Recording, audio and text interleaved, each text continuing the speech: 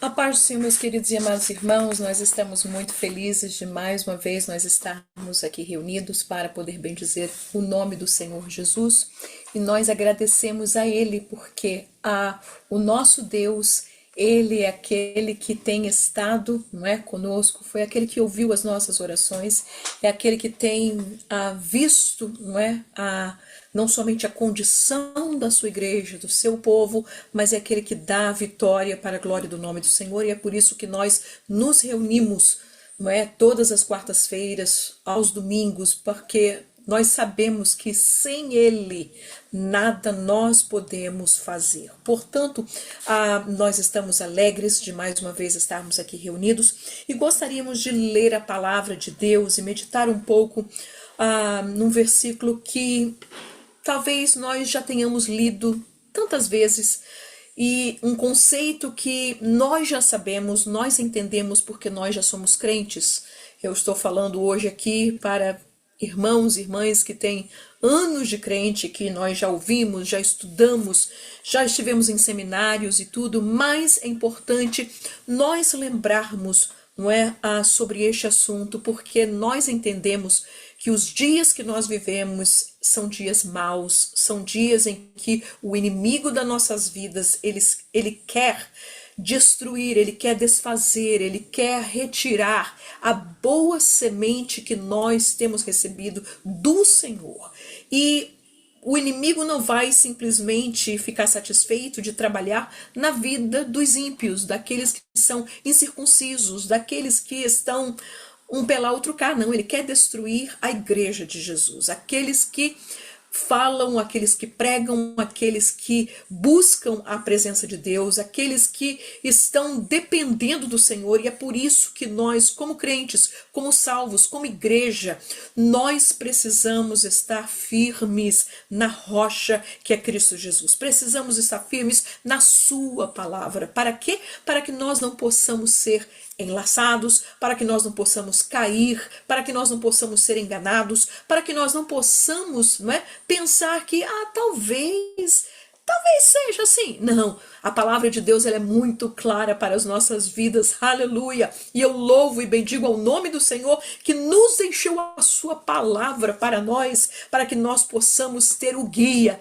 que nós possamos saber o caminho a seguir, como fazer, aleluia. Portanto, meus queridos, vamos ler o Salmo 93 da palavra do Senhor, e nós vamos ver de que esses versículos do capítulo 93 ao 99, estes capítulos são denominados, não é? Quando você estuda a história dos salmos, nós vamos ver que eles são ditos, são chamados os salmos reais, ou seja, fala de uma realeza, porque ele vai exprimir, ele vai dar toda a conotação, a coleção desses salmos de 93 ao 99, desses 6 capítulos, sobre, não é, a honra que é dada a Deus como o rei do seu povo, o rei de Israel, mas o rei da igreja, o rei do povo de Deus, aleluia. E nós vamos ver que este Deus, esse nosso Deus como rei, ele é rei eternamente, aleluia.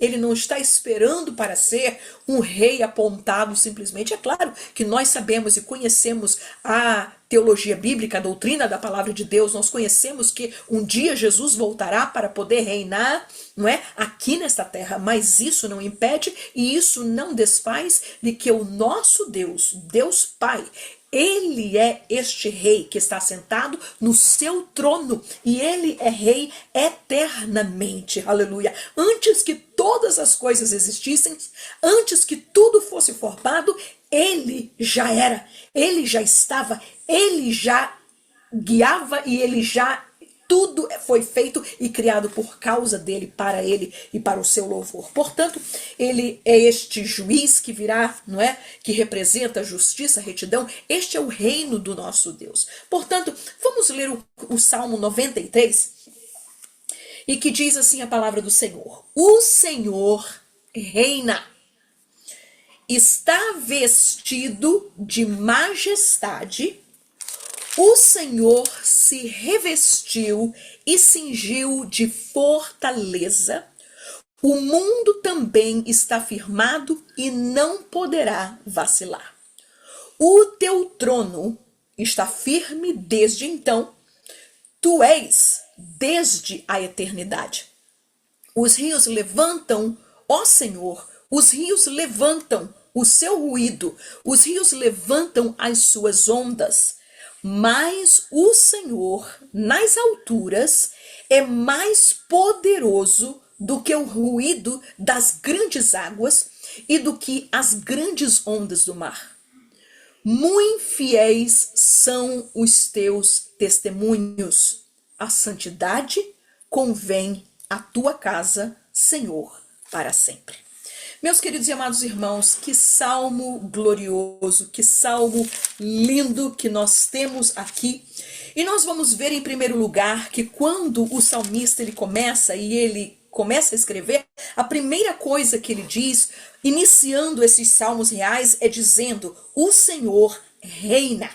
Ou seja, está dizendo que ele é o rei presente e contínuo de todos os momentos, de todas as épocas. Ele é o rei da igreja, o rei do seu povo. Aleluia! Todas as coisas estão debaixo do seu domínio. Aleluia! Então nós vamos ver que o salmista disse: o Senhor, ele inicia dizendo: o Senhor, ele reina. Oh, é verdade que muitos governadores existem nessa terra, muitas pessoas que tentam dominar outros povos. Entretanto, o nosso Deus, o Deus que a igreja serve, ele reina eternamente, aleluia. Ele continuará reinando, ele continuará sentado no seu trono e nada poderá destronar o nosso Deus, aleluia.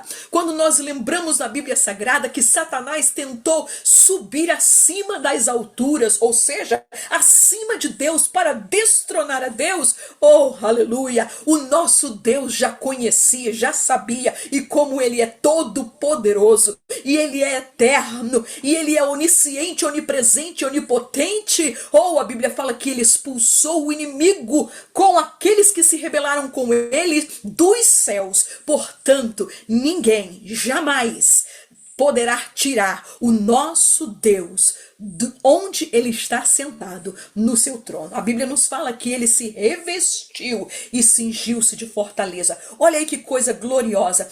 Esta linguagem do Salmo 93 e destes outros demais salmos é uma linguagem quase que militar. Mostra o nosso Deus como aquele que está governando, que está acima, que é poderoso, que é forte. E ele disse: ele cingiu-se, ele cinge-se, revestiu-se de fortaleza.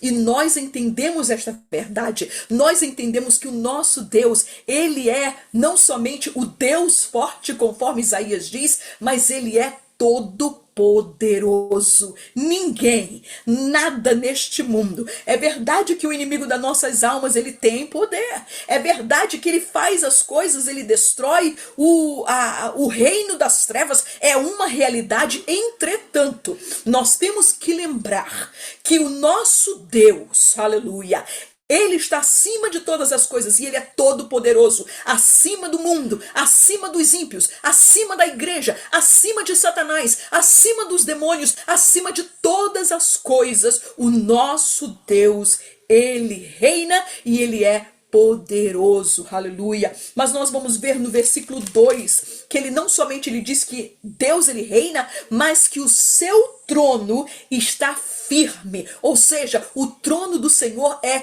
inabalável. Ninguém pode mudar, ninguém pode chacoalhar, ninguém pode trazer detrimento. Não existe sombra de variação, não existe nada que possa trazer detrimento ao trono do Senhor, porque ele está firme. E ele faz uma comparação neste salmo dizendo que nosso Deus, ele é desde a eternidade. Ou seja, se o trono de Deus ele está firme, e a Bíblia diz de que ele é desde a eternidade, o trono de Deus está firme e aleluia, existe por toda a eternidade. Aleluia. A Bíblia nos fala também no livro de Salmos de que de eternidade a eternidade Ele é Deus, aleluia. Portanto, nós vamos entender, versículo 2, quando nós lemos, o teu trono está firme, desde então tu és desde a eternidade. Comparando-se então de que ele disse, o mundo está firme por causa deste rei. O mundo, Deus ele criou esta terra, Deus criou todos os planetas, Deus criou toda a sua criação, nada mudou, nada muda, aleluia. Tudo está debaixo do seu domínio e tudo está, aleluia, e vive, sobrevive e continua. Os rios não deixam de correr, a chuva não deixa de cair, o sol não deixa de brilhar, os planetas não deixam de existir. Por quê? Porque não somente o nosso Deus, o Deus que está sobre todas as coisas, que ele firmou esta terra, e esta terra está com as suas estacas, está bem firmada, mas o seu trono está tão firme quanto, aleluia. Então nós vamos ver, meus queridos irmãos, que não somente este salmo mostra a eternidade de Deus, mostra que Deus ele é todo poderoso, mostra que Deus ele é eterno, de que Deus ele é todo poderoso, que ele reina, que ele domina, ele é soberano, aleluia. Mas a Bíblia também nos fala no versículo 3, no versículo 4, dizendo que ele é todo-poderoso. O Senhor nas alturas é mais poderoso do que qualquer ruído das grandes ondas, das grandes águas, de tudo que possa existir. Eu não sei se vocês já estiveram junto de uma catarata, não é? Muitos no Brasil, né, podem conhecer a catarata do Iguaçu. Eu, infelizmente, nunca tive a oportunidade, o privilégio de ali estar, mas Deus me deu a oportunidade de estar nas cataratas do Niagara, no Canadá e aqui nos Estados Unidos. Irmãos, quando você entra naquele lugar, que você entra naquele barquinho que vai até quase junto daquelas cataratas, o ruído, o barulho daquelas águas é estrondoso. Você tem que ficar gritando para poder falar com as pessoas, porque é difícil compreender um ao outro por causa do grande ruído. E Deus, e o salmista compara que muitas são as águas, poderosas são as águas, o ruído delas é grandioso, mas o nosso Deus, aleluia, ele é todo poderoso e ele está acima de todas essas coisas. Mas ele conclui, e é aí aonde eu quero me deter. Versículo 5. Este Deus todo-poderoso, este Deus forte, este Deus eterno, este Deus soberano, este Deus, aleluia, que reina em majestade. Ele termina e conclui este salmo dizendo assim: muito fiéis são os teus testemunhos. E ele diz: a santidade convém à tua casa, ou seja, a casa de Deus, ao povo de Deus, à igreja de Deus, ao templo de Deus, aonde o nome de Deus é invocado, aonde o nome de Deus é louvado, aonde o nome de Deus é cultuado. Ele disse: a santidade convém à tua casa. E é interessante que no inglês o versículo diz que a santidade adorna a tua casa. Eu achei isso muito interessante porque você pode dizer, irmã Vânia, como é que a santidade pode nos adornar? E nós vamos ver esta realidade quando nós aprendemos na Bíblia Sagrada acerca da santidade. E nós vamos ver que muitas pessoas, infelizmente, no dia de hoje, muitos até que se dizem crentes ou que conheçam a Bíblia, ou que tenham lido a Bíblia, muitas vezes se confundem quanto aquilo que a Bíblia chama de santidade. Nós vamos entender que muitas pessoas erroneamente pensam que santidade, essa questão de santidade é regra, é coisa do homem, é invenção do homem. Isso aí é o homem que criou. Outras pessoas podem dizer, não, essa coisa de santidade é uma prisão religiosa. As pessoas, né, não pode, não faz isso, não faz aquilo. Pensa que é um monte de regras que você pode ou não pode fazer. Isso não é santidade. Outras pessoas vão e chegam ao ponto de dizer isso é legalismo.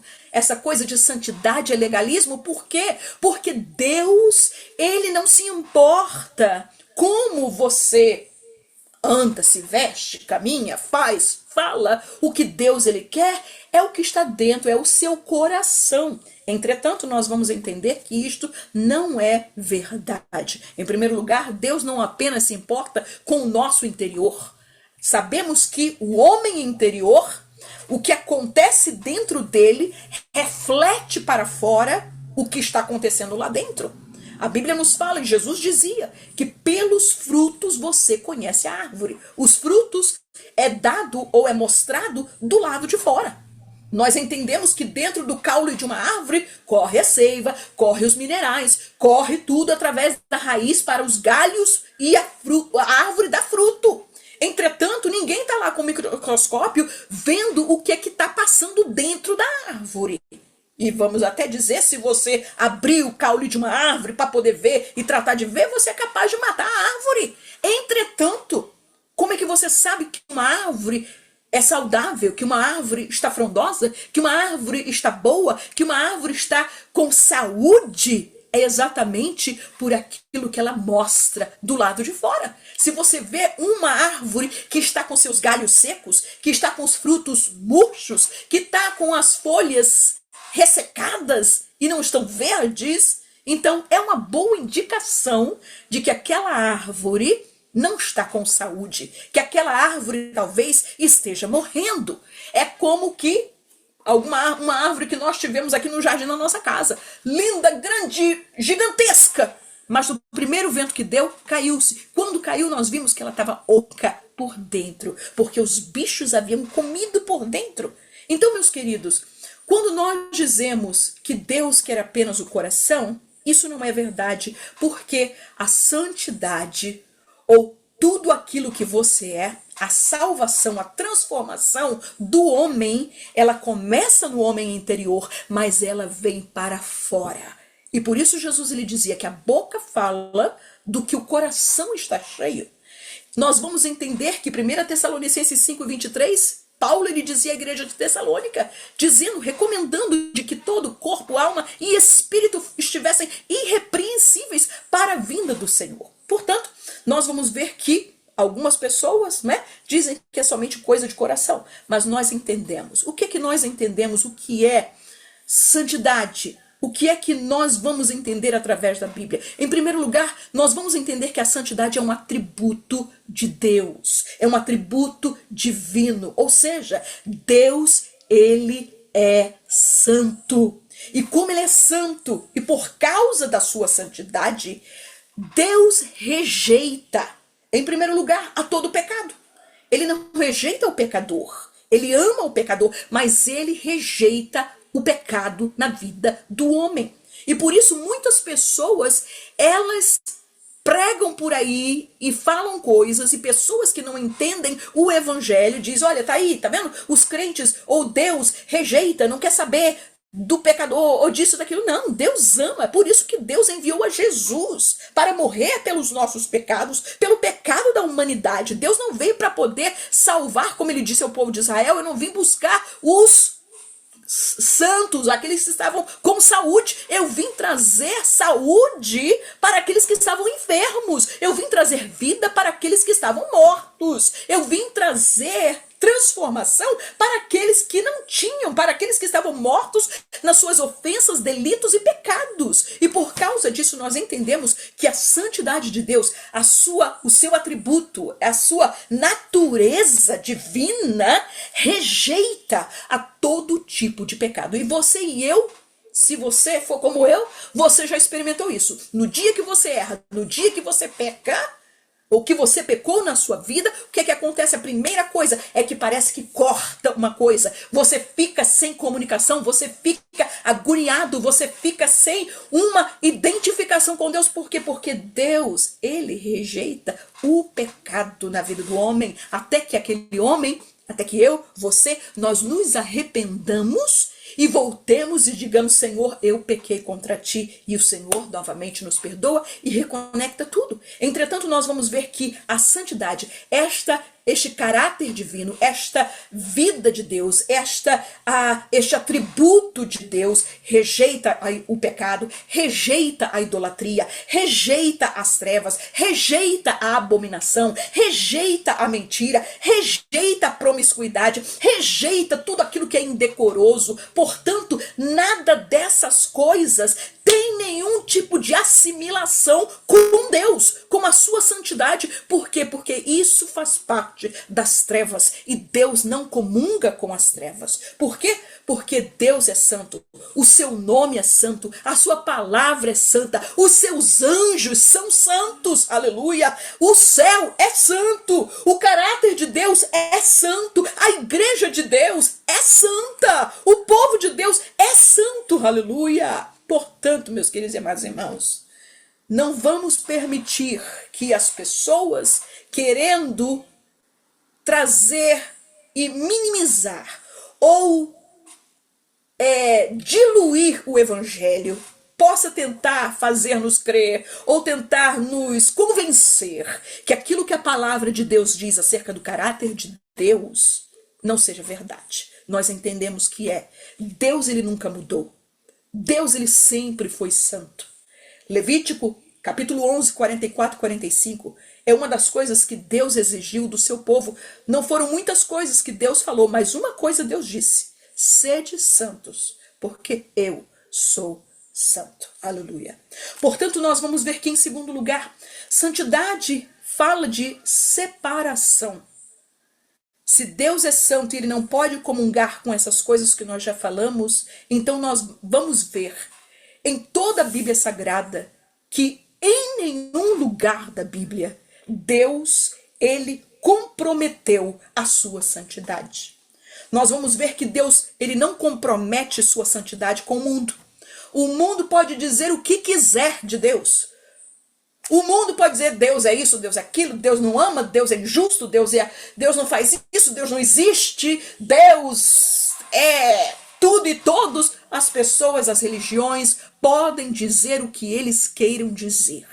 Entretanto, Deus, ele jamais comprometerá a sua santidade com o mundo.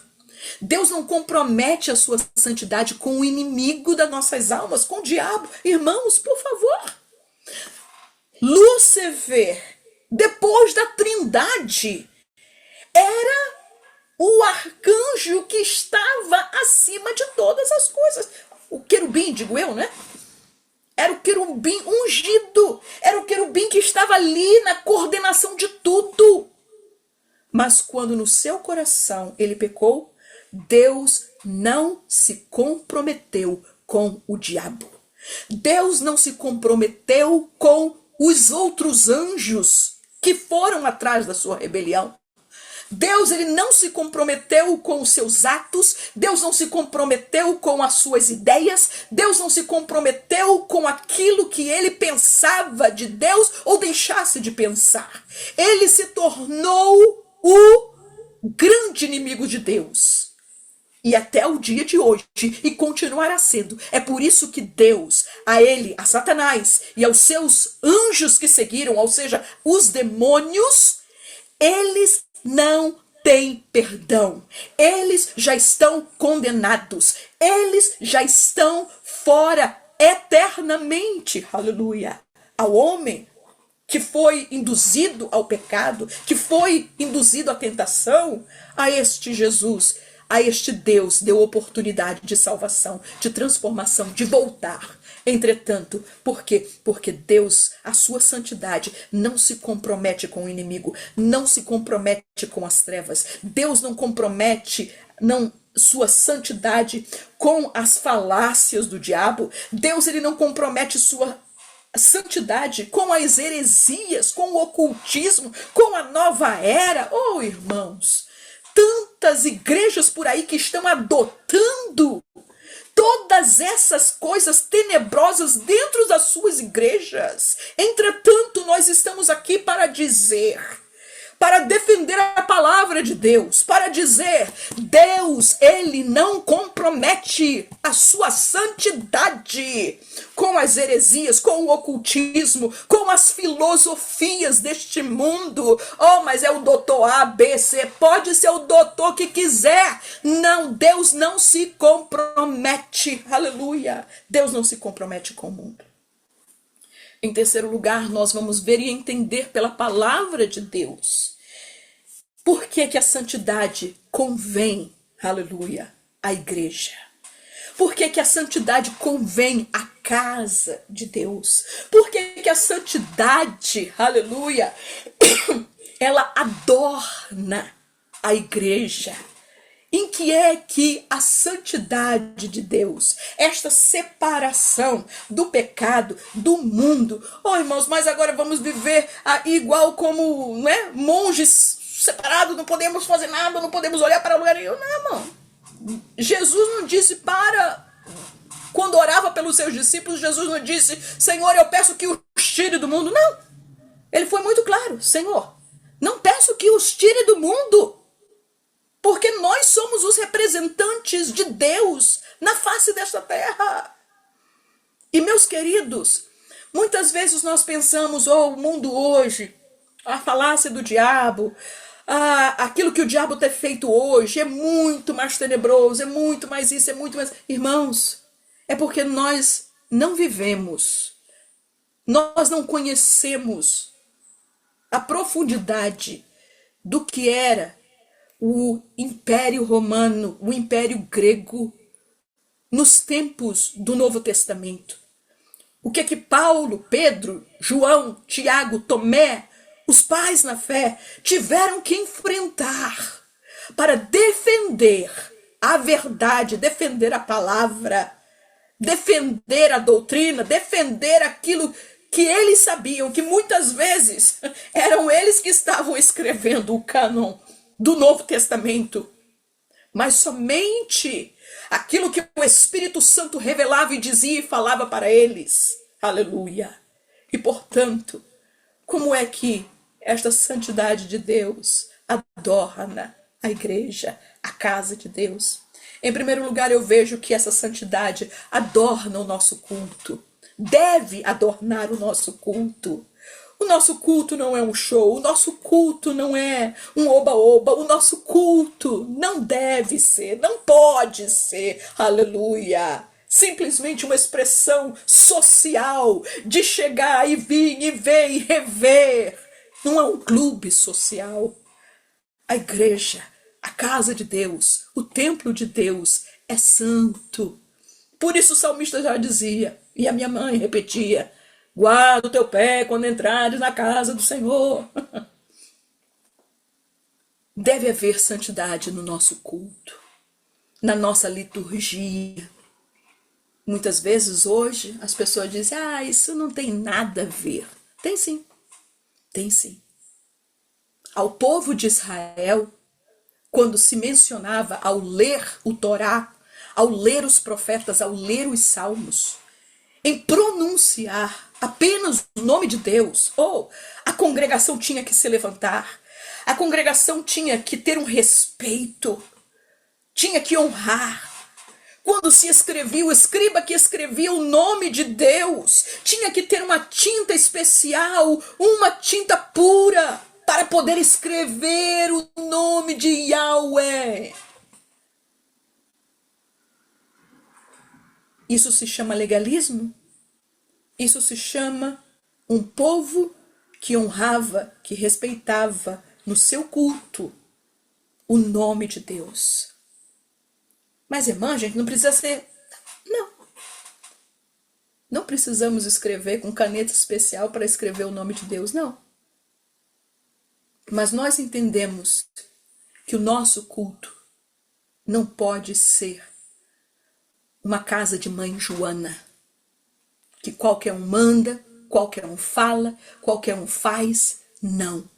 Tem ordem, tem santidade, tem honra, tem presença de Deus. Em que mais? Que a santidade de Deus adorna a igreja no seu louvor. Aleluia. O louvor da igreja. Aquele louvor que não está ali para simplesmente mostrar, para poder cantar, para poder simplesmente dizer, olha, o irmãozinho aqui canta melhor, vamos lá, a cantora ali canta melhor, ou aquele... Não, irmãos, não. Quem canta é a igreja. Quem louva é a igreja. E no nosso louvor, os nossos hinos, tem que ter santidade. Tem que ter adoração genuína, pura ao Senhor.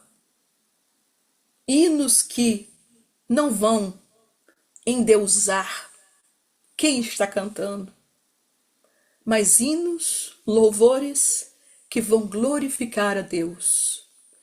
Louvores que possa dizer como João Batista, que ele cresça e que eu diminua. Mas hoje é tanto eu. Já não tem mais lugar para o eu. Mas a Bíblia nos ensina que o louvor da igreja tem que ser santo. Tem que ser para a adoração dele, unicamente dele, com respeito, com honra. Mas os ministros de Deus, o povo de Deus, são adornados pela santidade de Deus. A doutrina que pregamos, ela é adornada pela santidade de Deus. A nossa pregação tem que ser adornada pela santidade de Deus. Quantos profetas, quantos homens de Deus, quando abriam a sua boca, assim diz o Senhor. Aleluia. Irmãos, a sua vida, o seu coração, o seu estilo de vida, a sua maneira de viver, refletia a santidade do Deus que os havia chamado para fazer a obra dele. Aleluia. A sua palavra, o nosso agir, tudo tem que refletir, tem que ser adornado. Uma das coisas lindas que eu achava quando eu viajava para Angola, Moçambique, os países da África, no Haiti também, é que eles chegam na igreja e decoram toda a igreja. Coloca aquele pano acetinado, coloca flores, coloca, tapete, para que a igreja possa ficar a coisa mais bela para o nosso Deus. Irmãos, se nós podemos decorar, se nós podemos preparar a casa de Deus física desta maneira, em honra, para poder ser um lugar bem visto, muito mais a vida daqueles que chegam na casa física de Deus para cultuar, para poder adorar, para poder pregar, para poder fazer a obra de Deus, para agir. Aleluia. Portanto, todas as vezes que nós vemos a santidade de Deus agindo, o que acontece? Em primeiro lugar, o poder de Deus se manifesta, trazendo milagres, trazendo batismo com o Espírito Santo, trazendo transformação, trazendo salvação, trazendo, aleluia, convicções ao coração do homem.